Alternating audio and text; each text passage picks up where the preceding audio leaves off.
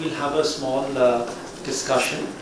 A couple of questions both from the audience. Expanding on your experience in Industry 4.0 when you were dealing with various end users and the key issues you found with the enterprises today. I think you already told some of the things, but is there anything you think that really percolates as a key issue that you'd like to further expand on a bit?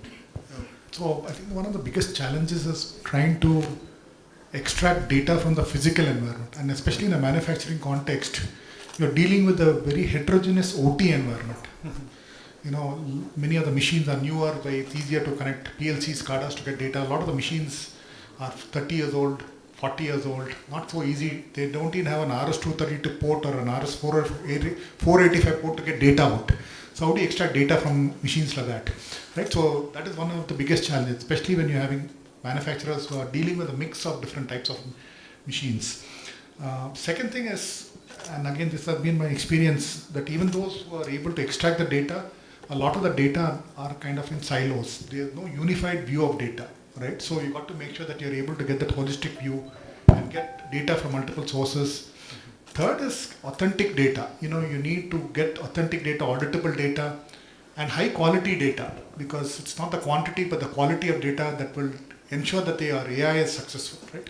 So this is broadly the biggest challenge, and that's why it really needs very good sensors to be able to, which calibrated with high sensitivity to get that data, very good quality, low latency networks to transmit the data to the cloud platforms.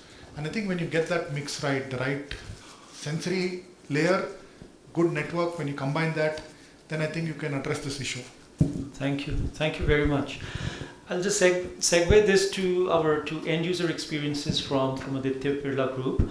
Anup and Mr. Rao, how did you come across the organization challenge? I mean, this is very good, interesting things you've shown. I'm sure your organization, some must have said, you know, we have time for this, or there's a delay. How did you work through the organization challenge? That'd be very interesting to know. Okay, so I can, a small background or a history. You know, when we started this journey of generative AI and giving insights, started with a small Q&A, but the demands kept on increasing. You show Q&A, then the next step is how do you go to, you know, let's say small analysis. Then you go to the small drivers. Then you go to,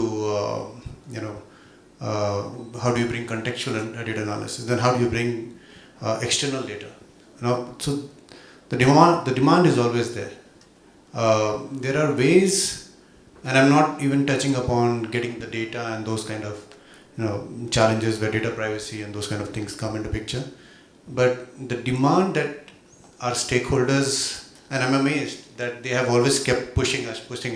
The architecture or anything that we have shown here is a result of that. But the key here is two things. One is partnership. We are a small team and we work a lot on partnerships. We have partnership with some of the leading tech firms to help us drive this. So that's one. But we don't limit it to ourselves. We make sure that our businesses have visibility to these meetings that we go to what's happening out there.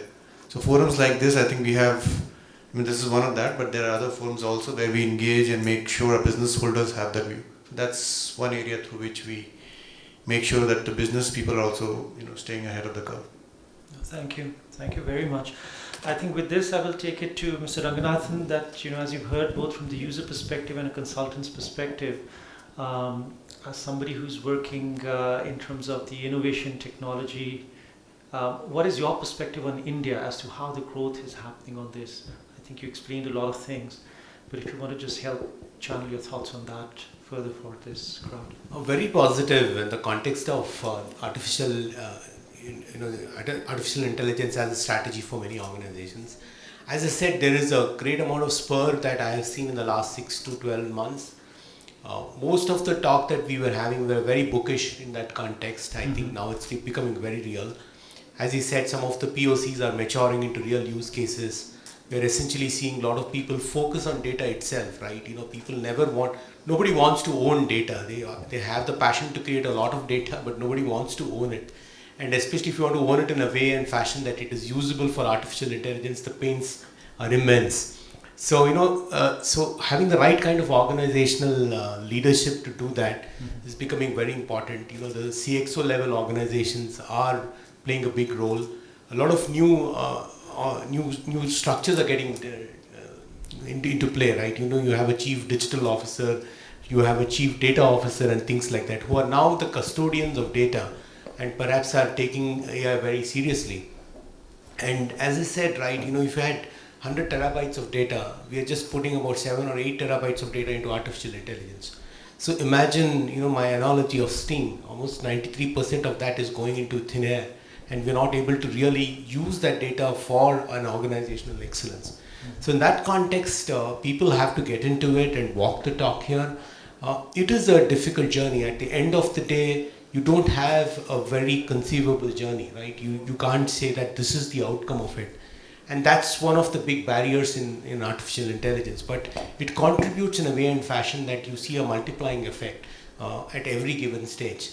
Whenever you reach a point where you feel you've kind of done the right things here, it kind of manifests in a very large way. So it is a journey. You need to have a little bit of patience. You will not find your results in the very first day. It is a costly venture to start with. These are several things, but for a man who's committed, who's looking at this technology, and I'm dead sure that this is a technology that's going to transform everything. So there's no two ways about it. So let's not have any doubts walking out of this room. But you will have to take that first step and start moving on. Thank you. On this, I'll open it to the audience if there are any questions for anyone. So we have a question right there. It's okay. No worries. You can sit and ask. We have a tiny enough room, but it'll help.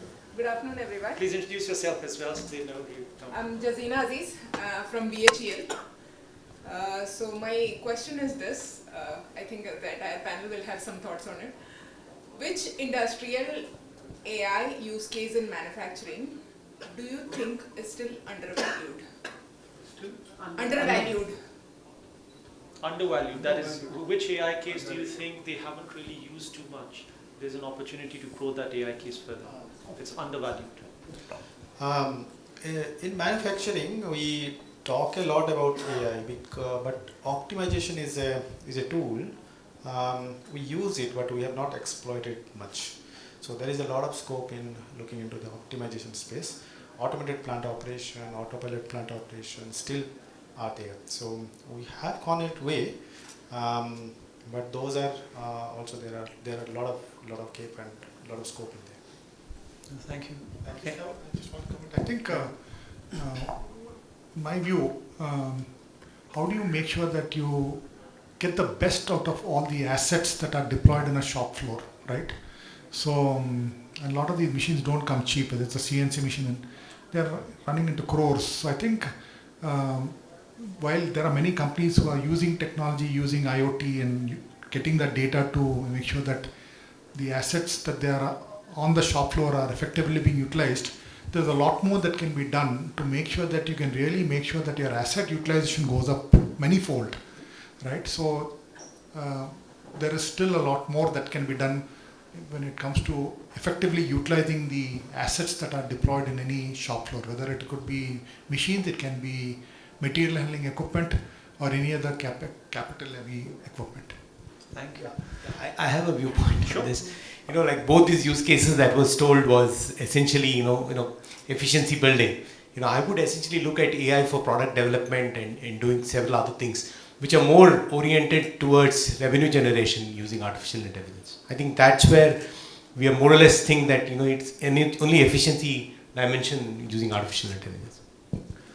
So maybe you need to do a pilot project and bring them over and try the various ends of these dimensions, yeah?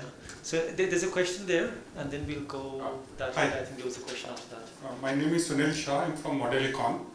I have a question for AB, Aditya Bidla Group, or gentleman from HP.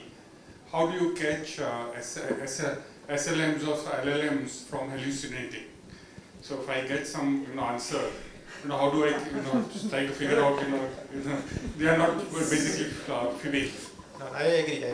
LLM are more prone to hallucination, but when I go for SLM, along with the response, I'm giving you some references why I'm giving this, right? So when you look at the response, along with that, you are also looking at the data or references where it is coming from. So you are sure that at the time of looking at it, you are also looking at the response as well as is validating it. So you yourself are ensuring that it's not hallucinating. So for now, what you're saying is do a bit of compliance because it's still at early stages.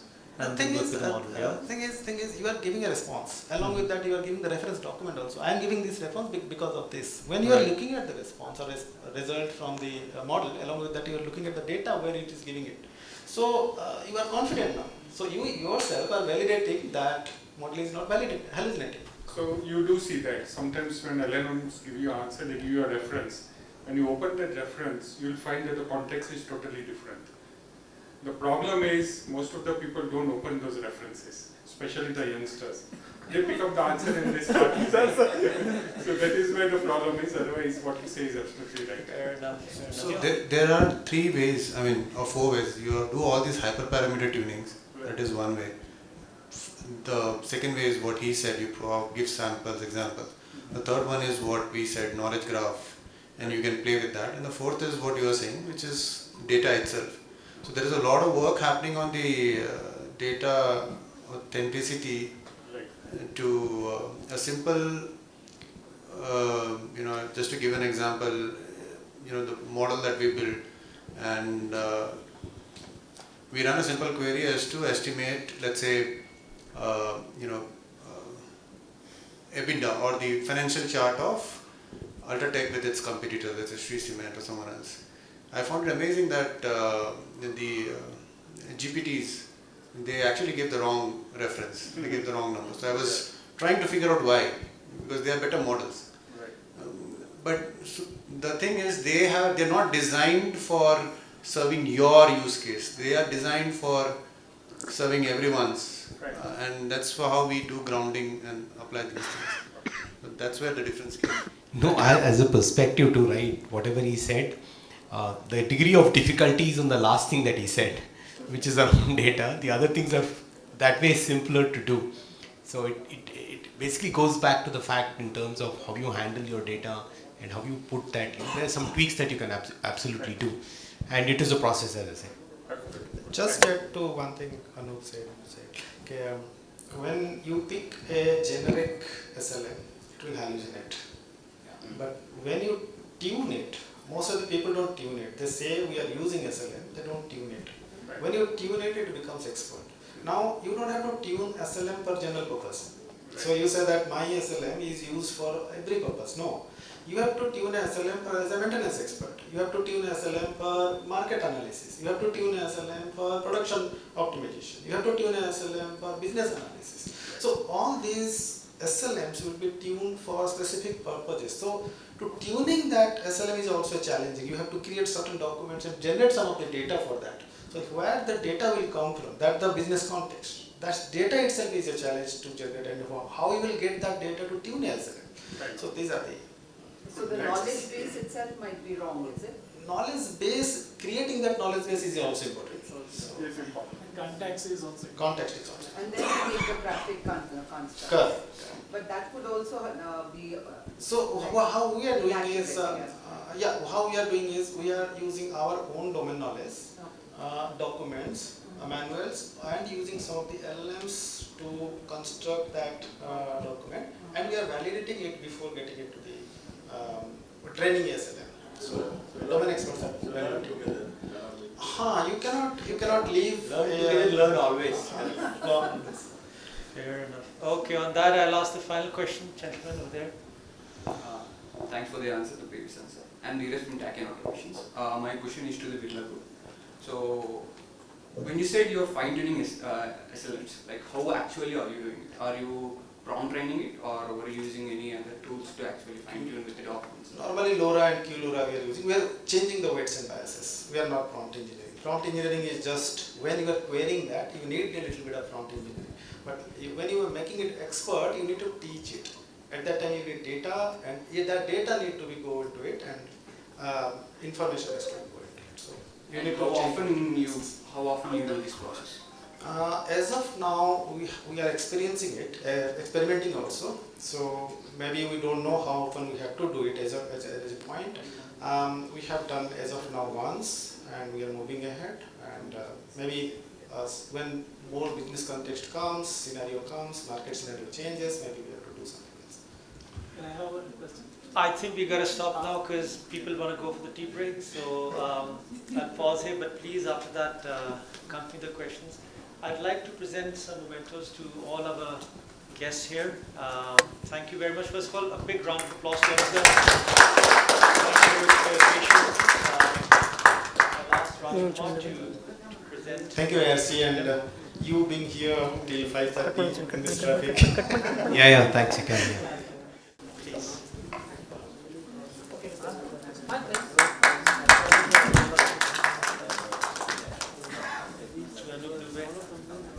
Thank you very much for making it at the last minute. Really appreciate this.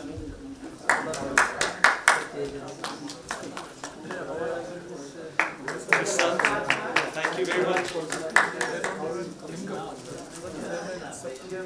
Sadasiva, thank you. Mr. Sunil.